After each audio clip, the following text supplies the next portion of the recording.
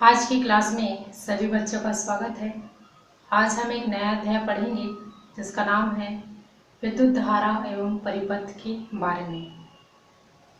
सबसे पहले समझते हैं विद्युत धारा जो है क्या होता है।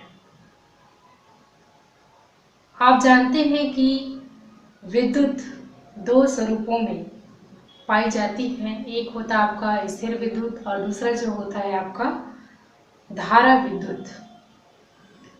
स्थिर विद्युत जो है ना, विद्युत का वह स्वरूप होता है जिसमें आवेश जो है अपने स्थान पर स्थिर रहते हैं, परंतु धारा विद्युत में विद्युत आवेश जो है गतिशील होते हैं, जिसके कारण से विद्युत धारा जो है उत्पन्न होती है।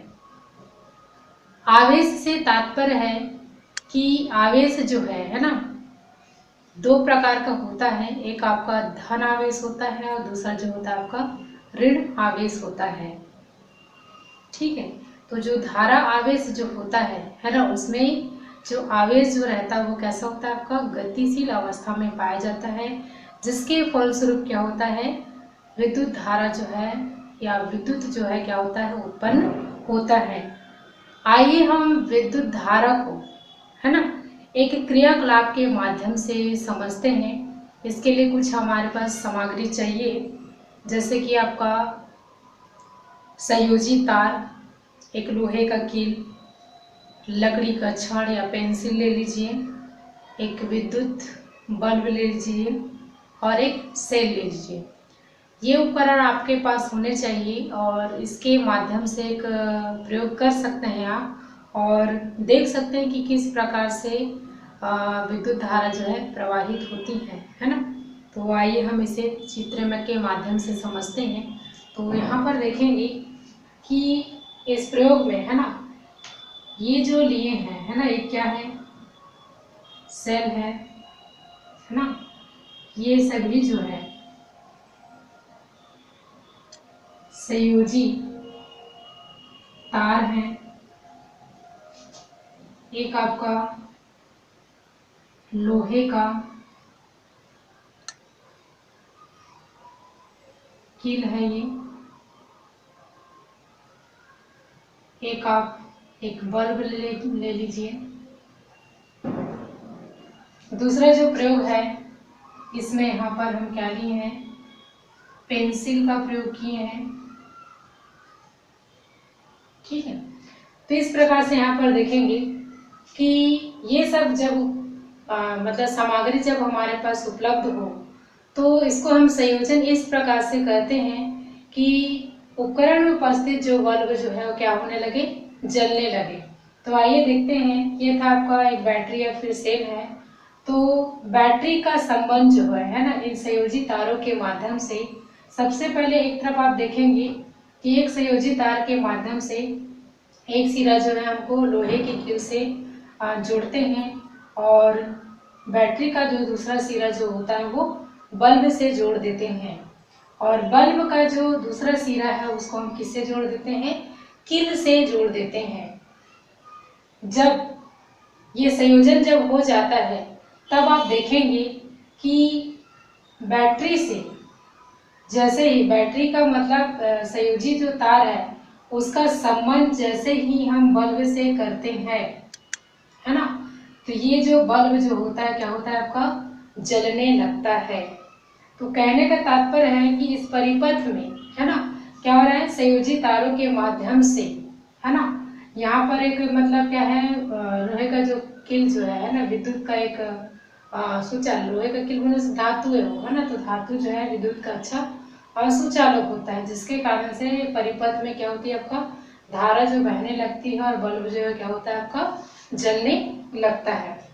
उसी प्रकार से यहाँ पर दूसरा देखेंगे, यहाँ पर देखेंगे कि बैटरी का एक सिरा जो है बल्ब से कर देते हैं और दूसरा जो सिरा जो होता है वो पेंसिल से कर देते हैं और बल्ब का जो दूसरा सिरा है वो पेंसिल से कर देते हैं। तो इस प्रकार से संयोजन जो है मतलब या फिर एक परिपथ जो है तैयार हो जाता है। लेकिन यहाँ पर आप देखेंगे कि पेंसिल के बाहरी जो आवरण जो होता है वो किसका बना होता है, लकड़ी का बना होता है। तो आप सभी जो जानते हैं कि जो लकड़ी जो होता है वो विद्युत का कुचालक होता है, जिसके कारण से परिपथ में जो है धारा जो है प्रवाहित नहीं होती और बल्ब जो है यहाँ पर नहीं जलता है।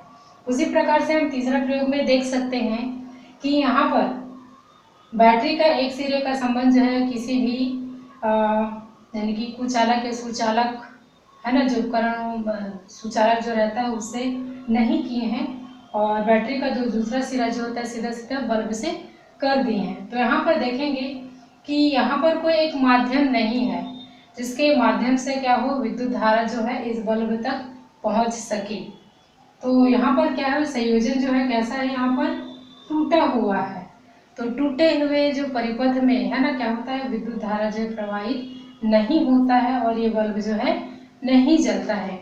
इस प्रकार से यहाँ पर हम प्रयोग से यह मतलब सिद्ध कर सकते हैं कि उचित सामग्री के प्रयोग से और एक समुचित और एक व्यवस्थित है ना ढंग से है ना, जब परिपथ को हम निर्माण करते हैं तो उस परिपथ में धारा जो है क्या होने लगती हैं, बहने लगती हैं। बहने लग रही है मतलब क्या होता है, जो आपका धारा विद्युत जो होता है उसमें आवेश जो है क्या होने लगती है, बहने लगती हैं या विद्युत धारा जो है बहने लगती हैं, जिसके कारण से बल्ब जो है क्या होता है आपका जलने लगता है। ठीक है, तो इस प्रकार से मतलब क्या हो रहा है, विद्युत धारा जो है मतलब क्या हो रही है, उत्पन्न होती हैं और बल्ब जो है क्या हो रहा है आपका जलने लगता है। विद्युत धारा के संबंध में है ना एक फ्रांसीसी वैज्ञानिक आए है ना, जिसका नाम है आंद्रे मेरी एम्पियर। 1975 से 1836 तक इन्होंने मतलब कार्य दिया, मतलब योगदान दिया और इस कारण से फादर ऑफ इलेक्ट्रो डायनेमिक्स के नाम से इन्हें जाना जाता है। इसी के नाम पर ही है ना विद्युत धारा का जो मात्रक है वो आपका एम्पियर जो है रखा गया है। विद्युत धारा के संदर्भ में फ्रांसीसी वैज्ञानिक है ना एम्पियर के अनुसार में विद्युत धारा वह कुल आवेश है जो चालक के किसी अनुप्रस्थ काट के क्षेत्रफल में से इकाई समय में गुजरता है। आवेश का मात्रक कूलाम है। यदि Q कूलाम आवेश किसी चालक में T सेकेंड में प्रवाहित होता है तो उस चालक में प्रवाहित होने वाली विद्युत धारा का मान जो है होता है। इस प्रकार विद्युत धारा I बराबर Q/T, आवेश को Q से दर्शाते हैं और समय को T से दर्शाते हैं। विद्युत धारा का SI जो मात्रक होता है वो एम्पियर होता है, जिसे हम A से दर्शाते हैं। यह जो है एक अदिश राशि होता है। तो जो 1 एम्पियर होता है यानी कि यहाँ पर बता सकते हैं हम 1 एम्पियर बराबर कितना होता है, तो 1 एम्पियर बराबर क्या होता है, 1 कूलाम।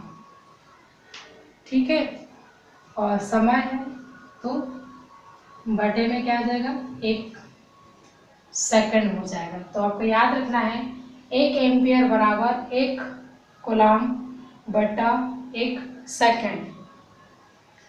इस और कभी कभी एक छोटी इकाई जो है यानी कि मिली एम्पियर अथवा माइक्रो एम्पियर का भी उपयोग जो है किया जाता है। तो किसी विद्युत परिपथ में विद्युत धारा का मापन जो है ना अमीटर की मदद से जो है किया जाता है। और अमीटर जो है एक ऐसा उपकरण होता है जो विद्युत की मात्रा को दर्शाता है। अमीटर के धनात्मक सिरों को सेल के धनात्मक सिरे से व ऋणात्मक सिरे को सेल के ऋणात्मक सिरे से जोड़ा जाता है। इस प्रकार से इस स्थिति में धारा का जो प्रवाह है अमीटर के धनात्मक सिरे से और ऋणात्मक सिरे की ओर जो है होता है। अमीटर की प्रतिरोधकता बहुत कम होती है, इसलिए अमीटर को परिपथ में हमेशा श्रेणी क्रम में ही संयोजित किया जाता है ताकि उसमें अधिकतम धारा जो है प्रवाहित जो है हो सके। धन्यवाद।